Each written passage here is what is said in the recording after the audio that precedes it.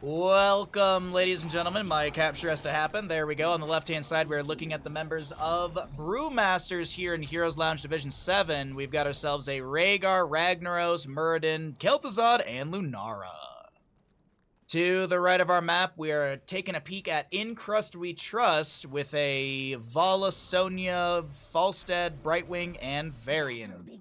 There's the Twitch prediction. How many Q stacks for Vala? I am going to quickly try and get our logos situated here. There's that logo, and where is the proper Corsair logo? I think that's the one. Indeed it is.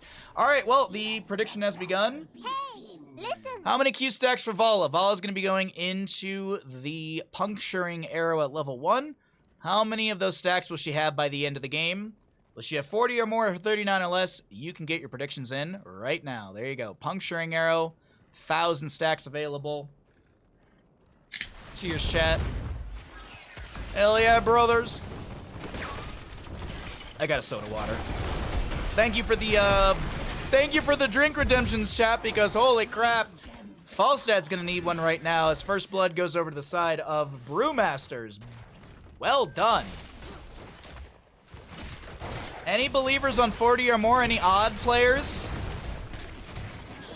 Sonya goes down. Brewmasters are, well, they're brewing up a concoction of death. There we go. We got 2K on it. Thank you for playing the odds, chat. I appreciate it.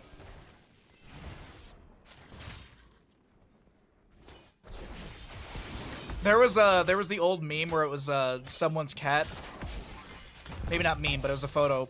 Someone's cat fell asleep under a weighted blanket, and it was a photo of the cat waking up, and it just the cat's face was just perfect. It was like, didn't even know what year it was, just so disoriented. But good rotations so far from Brewmasters, finding a couple kills early on. 6 stacks for the Kel'Thuzad. Ragnaros did go into Blast Wave level 1, so I feel like this is fairly common. If Allura was here, she'd have words, I bet. Oh no, Ragnaros is caught out of mid lane, and I don't see a world where he does live. That's going to be 11 gems dropped on the ground. Morpheus able to pick up 2 of those death gems.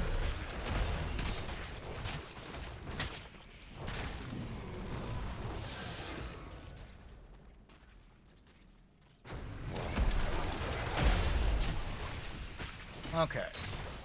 Level 4 first for the blue side. Makes sense, though, with the early game kill they've had. Good rotations as well. Looks like Ragnaros is going to be doing double soak duties, and the priority is in the bottom lane, so we do see a shift in the playstyle of Tomb of the Spider Queen from Brewmasters, and Crust We Trust doing a fine job of adapting to this. Darth Paul, that's a decent name right there, able to get a few gems turned in. Not enough for a full summon, as we have 14 turned in, 16 in the pockets. We got 30 so far. Still another 20 to be grabbed on the opposing side. 29 in the pockets of our red squad. 14 specifically on that Sonya.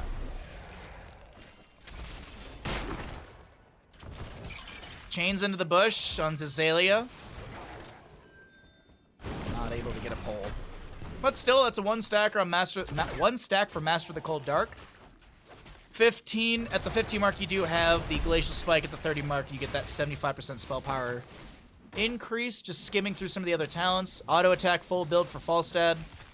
Hammer gains at 4, synergistic with his level 1. I assume we'll see the... I'm blanking on the name. There we go. No, it's, no, not Gathering Storm. Secret Weapon. There we go. I kept wanting to say Boomerang because Boomerang is a fine pickup for auto attack Falstad. Gives you the available extra wave clear. Gives you, well, more available wave clear. With the activatable Boomerang getting more damage out. We'll see what happens, though, with the build as it does progress, because 7 talents here, still a level away for the side of In Crust We Trust. Brewmaster's already hitting this level spike, or this talent spike. Reduce the cooldown of Glacial Spike by 10 seconds and increase the damage by 400. What is Glacial Spike cooldown? I actually don't know. Ah, so it's down to 20 now, okay. I was like, I know it's long, but I couldn't remember how long. So Glacial Spike down to 20%, but also deals increased damage. Not sure if that counts for when a hero gets pulled in by chains, or if it's just the damage of when it erupts from the ground. I would assume it's the latter of the two and not someone colliding into it. I guess we could read the tooltip and see if that actually breaks it down for us. Activated creative special that detonates after 4 seconds, dealing 83 damage to nearby enemies. Oh, okay.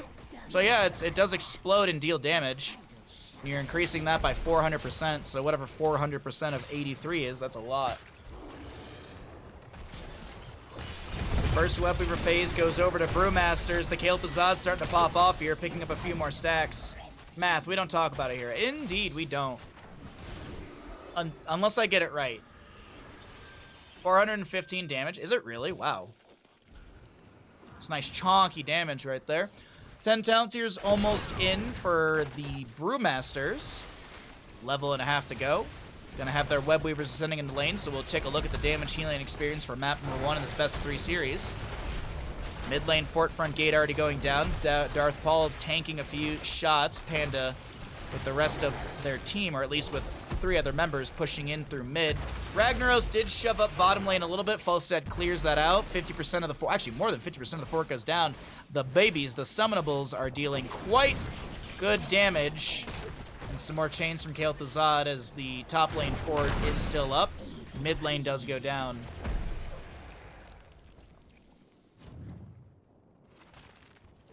$400 plus damage is 5 times. Wait, but 400, how are you making a 5 out of 400? No, I'm just kidding. I'm the last person to argue any math on this stream. 4 HP on this sidewall. Very important stat for all of you.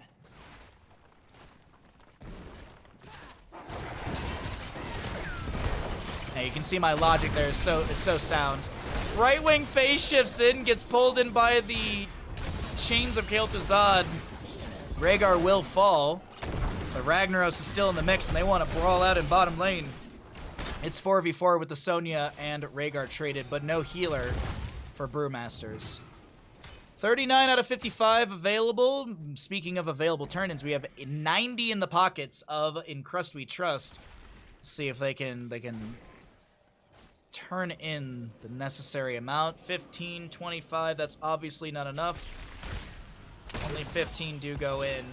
The Lunara Thornwood Vine delaying things out. Want to point out that the Kael'Thuzad will be picking up Frost Blast, AoE Stun, or AoE Root, Lava Wave for Ragnaros as well. Mostly for the wave clear. I think we'll be seeing a Frost Blast into Lunara burst ability because you do have the Blossom Swell and the Choking Pollen synergy, as well as Kael'Thuzad burst. So I'm expecting this to be a very terrifying map for In Crust We Trust. Brewmasters, see if they can keep their momentum going. Well, Murden gets a free fort in bottom lane. Can't be too upset about that. 5 gems necessary for the turn-in. Darth Paul's got it. Okay. Another Webweaver phase for Brewmasters. Not back-to-back, but hey, they get sequential turn-ins. There we go. There's the terminology. Lava Wave in top lane. Does he get the minion wave spawn? Relatively, you take what you can get. Nice push up from Ragnaros. That means the Webweaver's descending nearly on the fort here in top lane. Mid's already at the fort. Bottom lane's at the fort as well. The fight breaks out in top lane. Leap in from Sonya. Huge damage into the Ragnaros, who does not fall. Ancestor healing keeping him alive. Clear into top lane is going quite quickly. And Crust We Trust saves their top lane fort. Falstad barrel rolls away, so the Frost Blast, so he won't be a target of the Frost Blast, but the turn into Varian, he falls. 1 auto from Falstad. He actually gets it with the Lightning Rod. Can Falstad back away? Yeah, the Gust is going to open things up, or excuse me, he's going to avail his team. Meanwhile, mid lane, the Keep Front Gate going down. Decent minion wave with the Webweaver and Summonables. Bottom lane, Keep Front Gate starting to take damage. Top lane, Fort shall fall. That's a Glacial Spike and a chain into Sonya. So, oh no, it was Brightwing. Falstad, will he be able to get the coins or the gems? No. That's a lot of economy down the drain. So we take a look at the gems available. Vala with 46, Sonya with 24, and the bottom lane Webweaver on Keep. Mid lane Keep did take what? An eighth of its HP and damage. More than 50% on this. Oh my god, Vala, can she clear this quick enough? No. Wow, that's Keep lost. Unfortunate, Vala was not able to take that down. I gotta say, I would have liked to see W build Vala on a map like this over Q build. Just W build, I think you have more poke into the enemy. You've got better wave clear as well. I'm not saying like, oh, Vala, you took the wrong talents. This is what I would have liked to see personally. I would have rather seen the W build. I don't know about auto attack build, honestly. Falstad going into auto attack build, I feel like they're lacking a bit of wave clear here. Sustained damage is good, and you have high burst ability, but your wave clear starts to lack because you don't have Boomerang at level 7 for Falstad for extra wave clear. You don't have W stuff for Vala. She's very single target. That's my tidbit to the teams. I would have liked to see W build. I'm not saying that, oh, you took Q at 1, you've lost the game for your team, but I just think that a Fire at Will at level 1 would offer up a little bit more wave clear. And the scaling on it's pretty decent as well, so long as you're getting those multi-shots connecting into enemies. You're bad with Q build if feed too much, so you always go W build? I think W is pretty safe. I'd say the hardest and most challenging is probably auto attack because it's very position heavy. Q build, it is position heavy as well. I think W is your safest. I'd put Q build as like the medium difficulty when it comes to level 1s for Vala. And I just also don't want the player, if they watch it back, to be like, oh my god, Bahamut thinks I'm doing awful. No, I'm just talking about things that I'm noticing in the game, that's all. Nice kill into Ragnaros. The Ancestor healing will go out. I don't know who it connected onto. Oh, no, it didn't. It went onto a 10-second cooldown. That will be a double kill, favoring Brewmasters. In Crust we trust. Trying to run away. Falstad falls on the top left of our screen. Siege Giants, the bottom lane is open. Death timers are kind of the middle of the road. I do like this call better, yeah. A lot of the team is in top lane. This is the safer, better call. 22, 24, 46 out of the 14, or excuse me, 46 out of 60 turn, or available for turn in, sorry. Still need 14, which is basically 5 lanes of minions. Yes, you need 5 lanes of minions. It's 3 times 5. So turn in with boss is not super prevalent. I wonder if they just shove top lane in with the boss, rotate around, get web weavers, and just have sustained pressure on the map. I feel like that'd be the case if I was playing on the side of Brewmasters, but we'll have to see what they're going to go for. They have 16 talent tier advantage, 8-4 in kills, invading onto the camp here. It is seen, though, through the minion wave. I didn't realize we were talking about Vala at first. I thought you were advocating for W Falstad. Oh, God, you know I would never. I get physically ill when I see W build Falstads. I don't care if you finish the talent or not. I don't care if you win or lose. I would get physically ill. I'd rather see a Phoenix in that game at that point. Ancestral does go out. Frostblast onto Sonya, connecting into 2. Death hunts you. Thank you for the follow. That is a terrifying username to see in the middle of a game. No. Nice username. Nice chains from Kel'Thuzad. Oh my god, popping off. Finding the triple kill. Zalia should go down. A lone Falstad. Oh, Lunara's got the sustained chase onto this one, and the slows. A team kill. And that should be map number 1 over to Brewmasters. In Crust we trust, praying that the enemy just dies on core. This keep is unnecessary, just saying. This keep is unnecessary. You've already got bottom lane down. Even if you wanted the Ragnaros Molten Core, you could have gone bottom lane keep. That's my advice to the side of Brewmasters. On the side of In Crust we trust, you lost because of Vala. No, I'm kidding. It's all Vala's fault. No, very well played from Brewmasters. Honestly, the Kel'Thuzad popped off. He is very difficult to deal with. I would not be surprised if he gets banned away before the second map. Oh, wrong button. Hold on. There we go.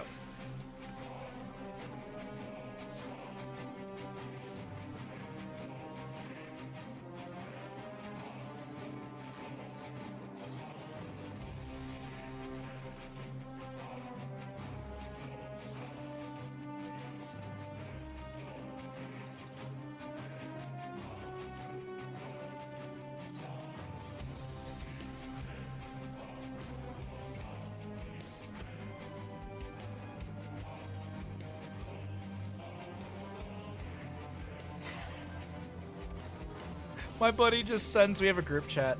My buddy just sends this image. And he goes, if I knew they rented, I may have never bred. And it just says child rental form. It's for skis. But just he's got a kid, she's great. Don't get me wrong, he's not like one of those dads who's just like, God, I fucking hate my kid, but geez, that was so well done.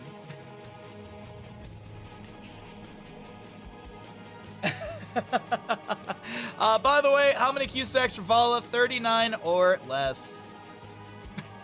Child rental form. If I knew they rented, I would have never bred. Oh, that was good. I'll have to give him kudos for that later. All right, let's bring it on back to Bandit Night. Let's update our scores, and we'll get into our next map. Could be the final map of the series. Brewmasters with a dominant game number 1. Gotta be honest, that Kel'Thuzad, scary. Meta Madness rules would be a nice change for the pace of these games. Huh. I mean, Meta Madness is very fun for viewers, but for players, it's not as enjoyable. I can't speak for everyone. There are players who don't like the format. For viewers, it's very fun. For players, it's difficult.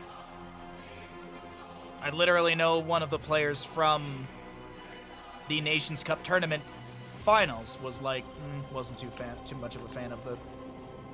That's all right. I mean, as I said, to each their own. If you enjoy it, it's fun to watch. If you're playing it, it might be a little annoying. Kel'Thuzad was banned away in this game. Let's see. Any Gambas that we can do at level 1s?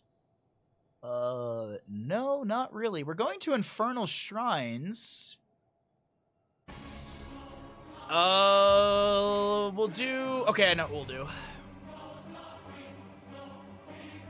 Sounds like if they're available to rent, he's passing up an opportunity for somebody. All right, let me start a prediction.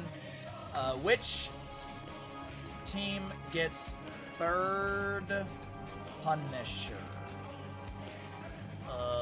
Brewmasters or in Crust we trust? It's Infernal Shrines. I expect there to be 3 Punishers. If I'm wrong, I'll just pay out the I'll just delete the bet and you'll get your points back. But let me introduce the teams, let me introduce the players, and let's get into map number 2 in this best of 3 series. On the left-hand side, we're looking at Brewmasters, Sylvanas, Anub'arak, Sonya, Li Ming, and a Rhaegar. On the side of In Crust We Trust, we'll have a Mal'Ganis, Jaina, Brightwing, Dahaka, and Tychus. Now, I pose this bet to all of you at home. Which team gets the 3rd Punisher? So which team will get the 3rd Punisher of the game? First Punisher spawns at 3 minutes, and then subsequently 3 minutes after the Punisher falls from Siege. So somewhere probably in the 15 to 15-ish, 16-ish minute mark, we should be seeing our 3rd Punisher. Maybe a little bit earlier than that, but which team will get the 3rd Punisher? That is the gamble that I would like you all to take part of. Oh, my apologies. Hey, listen. Now you can gamble. The gamble bell has been chimed. Thank you, Ash Mantle, as well. It adds difficulty and stress for the players. That is a huge negative mark. Exactly. So, like, there's 2 sides of the coin, of course. As a viewer and a caster, yes, it reinvigorates the drafts. It's fun. For a player, especially at lower ranks as well, where they might not have as much experience playing a wide variety of heroes, it might be a little bit more difficult. There might be some tank players, and this isn't like a slight against any of these players by any means. It's just at a lower rank, you might be more focused on a couple different heroes, whereas at a higher rank, you're more experienced on a higher hero pool. So that's the other thing too. Is I'm on the fence because, you know, for the players it can be difficult. For the viewers, it's absolutely great. So 50-50.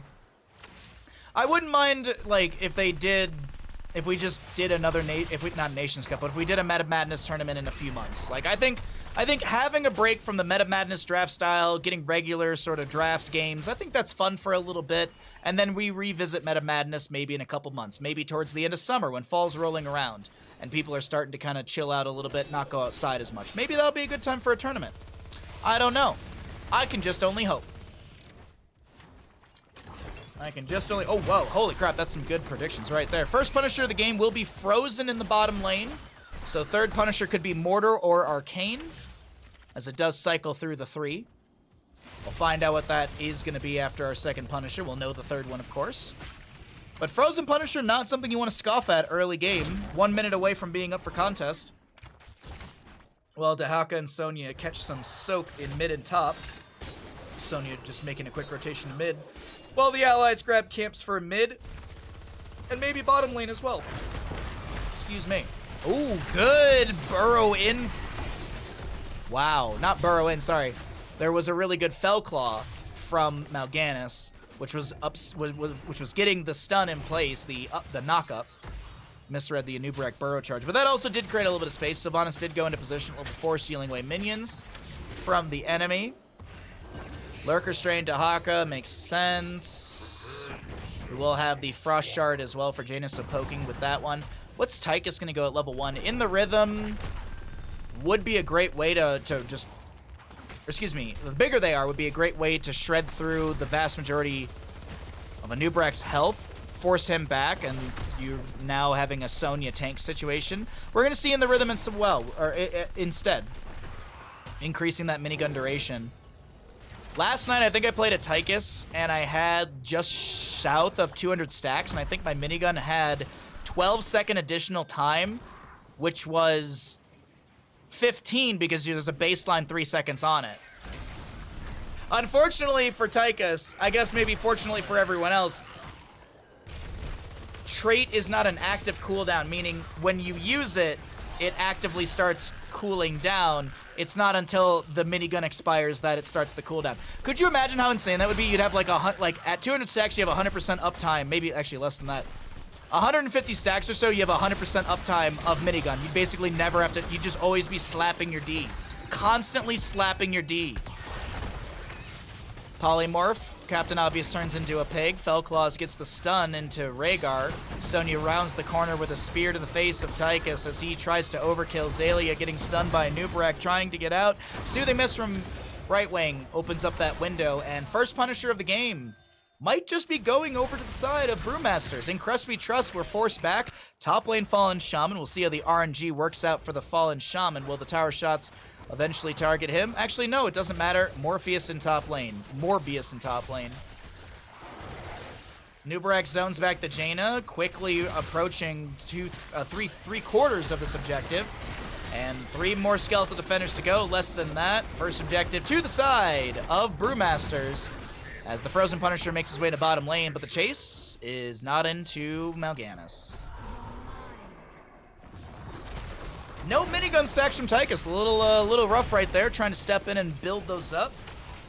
Against the Anubarak, though, you don't think you want to be standing in place. Sylvanas locks down the tower. That amplifies the siege potential, and she'll step in to try and make something happen with Anubarak, but First Blood goes over to Crust we trust, saying game 1 was a fluke. We know how to defend against you. Yes, we'll lose our bottom lane for it, but we get First Blood, and that's all that matters. First Blood isn't bad, also it does push back the enemy. Oh, Rhaegar and Li Ming diving a little deep for this. Fellclaws doesn't get the stun onto Captain Obvious. And Li Ming able to mount up and back away. Punisher jumps onto the face of Jaina, gets a few autos, but that is a lot of value for the first Punisher phase. 10 talent here around in the corner. Li Ming and the rest may be able to dive onto Dahaka. Not the case. A drag into Sylvanas. She's taking too many tower shots. That had to be Feeding Frenzy level 7. Feeding Frenzy adds a 0.25 or 0.5 duration increase on the drag time, taking you from 1.75 to 2.25 seconds of drag time. Just felt like that 50 seconds. That 0.5 seconds could be felt. Can you imagine 50-second drag timer? That'd be wild. Just drag someone back to the Hall of Storms. You're coming with me! Night Rush in from Mal'Ganis, but Anubarak's got an angle. Panda able to burrow charge away. Second Punisher of the game will be Arcane, so third Punisher, the one that our gamble's built around, will be Mortar. And then fourth Punisher is where it resets again into the order, and we have Frozen for the fourth Punisher. But of course, that's not the gamble we're trying to figure out. We're trying to figure out who gets the third Punisher of Infernal Shrines map number 2 in Division 6 of Heroes Lounge. Tychus dashes out of the range of the Arcane Orb. Li Ming's Arcane Orb not getting splash or reset with that Triumvirate level 4.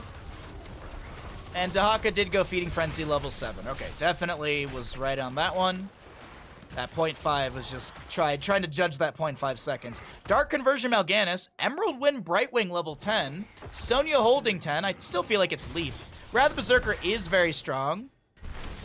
Realistically, we could see either or, but I like the Leap to follow up the Anubarak dive. Locking someone in place for a second or two will be nice. Also, Draken Laser Drill on the Tychus. Okay. Not a bad talent, honestly. Really good for siege and zoning potential on the subjective phase. But of course, Commandeer Odin's really good for armor. Self-cleanse, kinda. I mean, you're locked in place, but still. And then Big Red Button level 20. It's Inferno Shrines. You assume you're going to get to level 20. Drag onto Anubarak. Doesn't stop into the Jaina Blizzard, but it's okay. They still find the kill with Brightwing's help. Tychus broken out, and there's the Draken Laser Drill, as I mentioned. Kind of zones back the enemy a bit. Will be cleared out. Next objective should be announced fairly soon. Decent poke into mid lane, trying to take down this fort front gate with the help of the Impalers. Haunting waves out from Sylvanas here and there. Poking. Festering Wounds at level 7 was picked up. There's the announcement of the objective, as I had mentioned, fairly close. And if won by the side of In Crust We Trust, they've got some decent early siege. Pre-siege. Oh, pre-siege. Leap Sonya, by the way, was that 10. 26 in the rhythm stacks for the Tychus. We've already mentioned the Dark Conversion.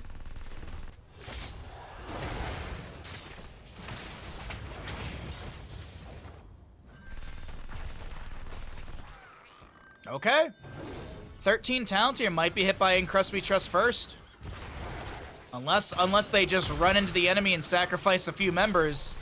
Oh no, the Jaina's the target, but it's a little split from the allies. Excuse me, Anubarak's a little split from the allies. A little too deep, no one able to follow up with the damage after the Burrow Charge Impale. Cocoon onto Zalia. Unfortunately, able to play off of that one. There's the 13 trickle in and experience, and I do believe our second Punisher of the game, Arcane Punisher, feeling like it's going to In Crust We Trust. Arcane Orbs poking in here and there. Half of the Skeletal Defender's done, and yes, with Sylvanas going to top lane, Sonya in bottom, this is absolutely 13 talent here and second objective phase to In Crust We Trust.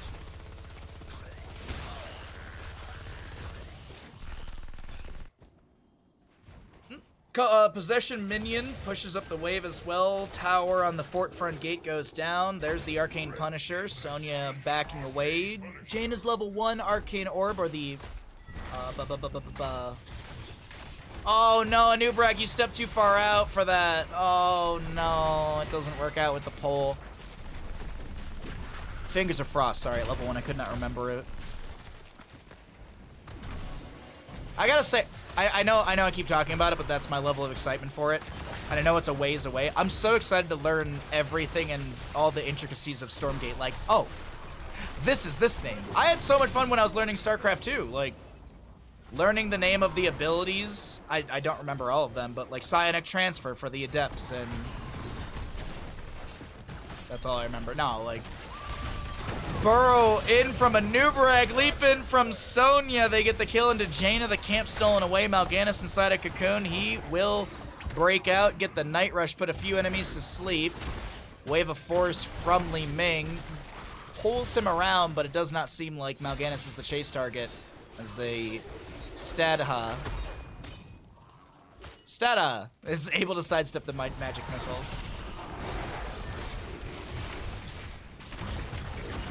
Mal'Ganis coming in with some Fell Claws, trying to make something happen. He does have the Dark Conversion up and available. Tychus is doing his best to find some CC for some sustained damage. My apologies. There's the Dark Conversion, the Ancestral Healing to counteract it. We're just trading health bars here. Trading the health bars really quickly. Mal'Ganis back to full, Anubarak just about the same. Sylvanas steals more minions with their level 4 possession, amplifying that siege. As I mentioned, Mortar Punisher bottom lane will be the third Punisher of the game. This is where our gamble does lie. Oh no, a quick double kill. And that is Black Arrows also allowing this dive underneath the fort. Mid lane fort does go down. Next Punisher could be devastating against In Crust We Trust, but they still have a few moments to get their players back. We have not had the announcement of the objective. The one thing I am worried about for In Crust We Trust is, will they have to go up against the Brewmasters down 16 talents here? If Few more seconds on Mal'Ganis and Jaina. Top lane wave is looking pretty hardy. Sonya will push that up onto the fort. Sylvanas soaks up bottom. Also steals away a minion or two with possession once again. There's the 16 talent tier. The good news for In Crust We Trust... Oh, wait, hold on. I got a button for this. Good news, everyone! There's no announcement of the objective, so they still have more than 30 seconds to get that 16 talent tier. That's the big thing. And 30 seconds with waves crashing in. I do believe even talent tier is in the future for this objective fight. Third Punisher. Well, this is going to be a good one, chat.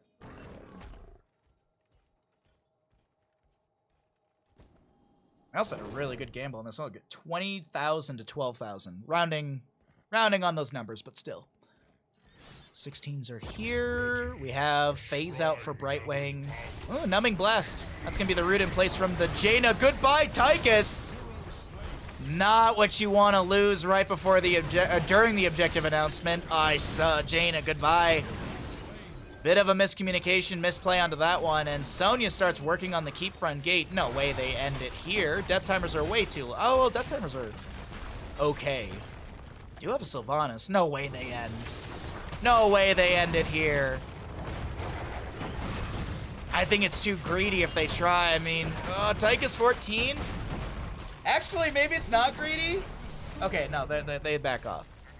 This is actually, if I was playing in this game, I don't know what I would do if I was the shot caller. I think I would call for core. Like, look for a kill, go core. But this is the safe, smart route. It's even talent here. Jaina now respawned. We're almost halfway through the objective. Sonya did show in lane. All right. Rising rapidly for Brewmasters. Anub'arak doesn't get the burrow charge. That's a Draken Laser Drill kind of panic thrown down. I wish they had put it inside the objective area. Panda low. Tychus trying to chase in. Wailing Arrow from Sylvanas. 31 Skeletal Defenders. And this might be Brewmasters with another objective in their favor. That might even be going core, but so far in Crust We Trust has zoned back the enemy. 34 to 3 Skeletal Defenders. This is a titanic defense from In Crust We Trust. Li Ming finds another Skeletal Defender with some magic, some arcane orbs and some magic missiles. That's an Earthcrest home. There comes the leaping from Sonya. She's pushed away by the Emerald Winds, but Brightwing still falls. Isolation onto Rhaegar at the bottom of our screen, and Anub'arak does fall, and the Mortar Punisher will go over to the side of Brewmasters. Sonya falls, and I believe, yes, Li Ming will hearth out. All right, let's pay out the people before I forget. Who gets the third Punisher? It is Brewmasters, that blue Punisher.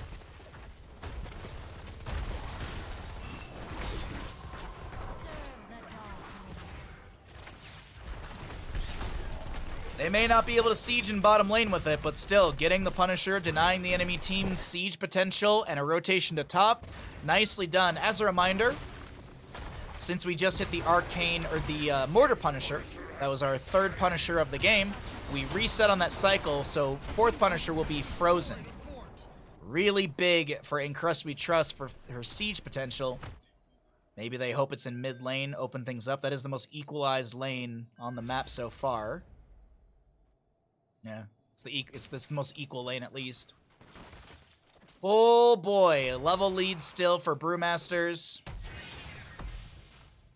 Hot dog, chat. Hot dog.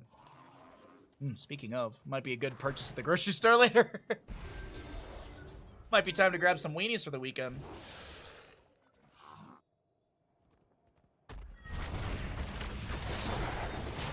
Alright. Camp and bottom grabbed. Really does feel like Brewmaster just waiting out for 20. And if they just keep doing simple, safe rotations from around the map, they'll easily be able to have that 20 talent tier advantage for the Frozen Punisher in top lane.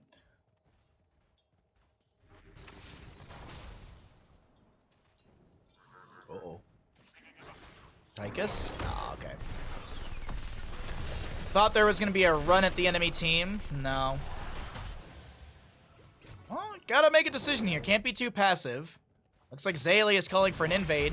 Nice check into the bush with the grenade from Tychus. Isolation does connect onto a Nubrak, who's going to be slept. Draken Laser Drill once again a little too far summoned. I really wish the Draken Laser Drill dropped somewhere around the camp area. Captain Obvious, Captain alive somehow. And the camp is invaded and cleared away before it gets into lane. Nicely done. But the 20 talent tier trickle still happens for Brewmasters. They'll have that 20 talent tier advantage. And now, are they the ones to run at the enemy team? Let's see. Vision for Tychus really quick. Few enemies are showing in mid. And Nubrak's trajectory is showing that they're coming to this camp. Nubrak's trajectory in the lane shows that, oh, he's a touch too late, but maybe they get a bunch of kills. Emerald win from the right wing will be utilized. Sonya leaps into the backline onto the Jaina. She does go down to Sonya's slam, Sonya's jam, who will pop a barrier that denies damage. It's ignore pain, the 60 armor, excuse me. That denies damage by 60%. And just like the side of In Crust We Trust, Brewmasters invade the camp and clear it out before it gets in the lane. But here comes Frozen Punisher, what could be the final Punisher of the game. The way Brewmasters are playing, they might be looking for core and end. This top lane fort, or this top lane keep front gate, still fairly healthy. Only a touch of damage on one tower. But as I mentioned, it's Frozen, pushes really well. Oh, whoa. We're setting up for a bush party. Shh. Sylvanas shows. Sylvanas shows. Dahaka grabs Sylvanas as well. A Nubrak tries to come in. Polymorph onto her with the Will the Forsaken popped. Emerald win from Brightwing pushes back the enemy. She did go Intensifying Winds at level 20. It's a 5-second cooldown with no mana cost increase. Remember the old days when Intensive Winds was... It was like 200 mana and 5 seconds. So you could get 2 Emerald Winds off in like 12 seconds or whatever, but then you were pretty much out of mana as Brightwing. Draken Laser Drill upgrade. Isolation with the Contagion upgrade, Winter Mute, and also Wrath of Nazira. Enemy heroes near the target suffer 75% of transferred health as damage over 3 seconds. Does not benefit from Vampiric Pooch. Frozen Punisher still for top lane. Drag. Oh, Nubrak gets dragged. Cleanse from Rhaegar. 7 skeletal defenders, but look at all these Katas in bottom lane. Couple in mid, back into top. Fellclaws out from Mal'Ganis, a drag into a Nubrak, but a huge leap in from Sonya. Big lure, big burrow in, and they try to go for the Dark Conversion. Is it on a 10-second cooldown? No, it's well, yes, it was actually, but he's dead. Mal'Ganis on a 58-second cooldown. Ancestral Healing. Farseer's Blessing gets that splash heal to allies around. Sonya spears in. And Rhaegar gets the last bit of damage. Repulsion into Jaina. She will go down. That's a reset for Li Ming. Another repulsion. Wailing Arrow takes down the Brightwing. And a lone Tychus to defend as we see ourselves looking at a... favoring the members of Brewmasters. The core shielding already dropping from the Katas here. I kind of wish they just sidewall and go core. With 30% already bursted down, summon a couple beetles, run past the keep, go for the core. It's a lone Tychus to defend. It's about to be no one defending here. In the top lane is a... will be achieved. Top lane keep does go down. I say you go core, you end this right here, right now, Brewmasters, and you take yourselves a nice 2-0 in this best of 3 here in Division 6 of Heroes Lounge. Very well played from Brewmasters. Exciting series, and I gotta still say that map number 1, Kael'thasad, was probably the MVP hero and plays of the series. GG, well played.